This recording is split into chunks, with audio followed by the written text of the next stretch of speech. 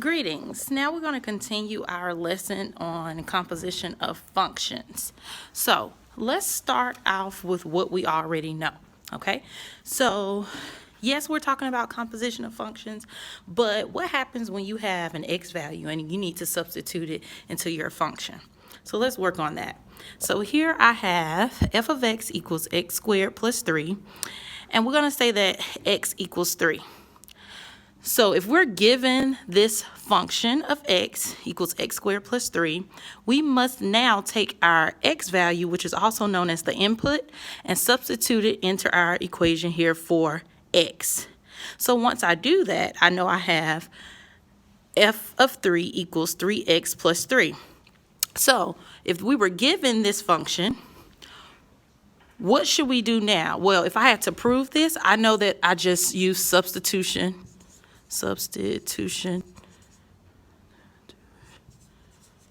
property.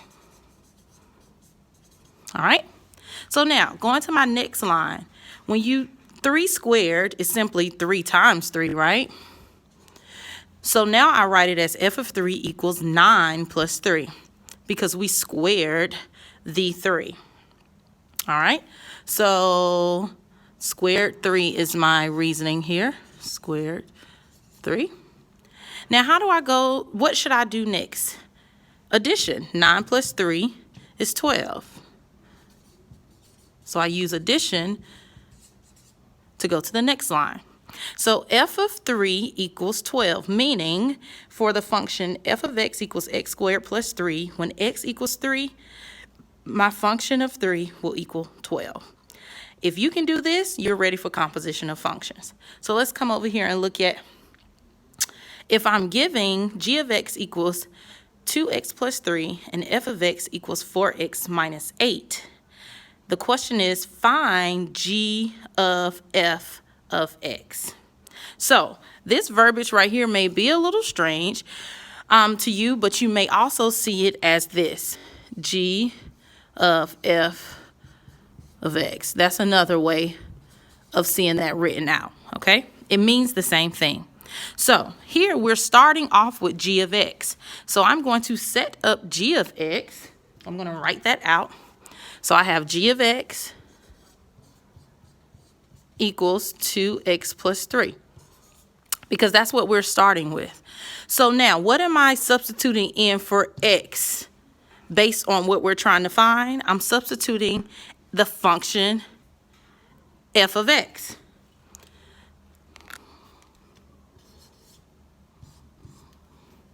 G of f of x. So wherever I have x, I'm going to replace it with this function here, 4x minus 8. So I'm going to set up my function.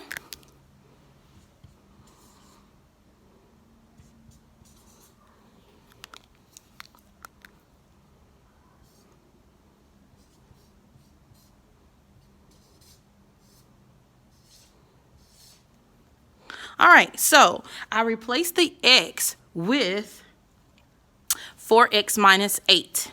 So now we just need to use order operation to solve for this function. All right, so what should I do first? Distribute the 2. 2 times 4x will give me 8x. 2 times negative 8 will give me negative 16. And then I bring down my plus 3. All right, so what should I do next from this point? Combine my like terms. Same or different signs here. If you watch my integer rules, quick tips, you see we have different signs, so we need to take the difference. Taking the difference means subtract, right? You already know that. So 16 minus 3 will give me 13. And then I take the sign of my largest number. So my final answer for g of f of x is simply 8x minus 13.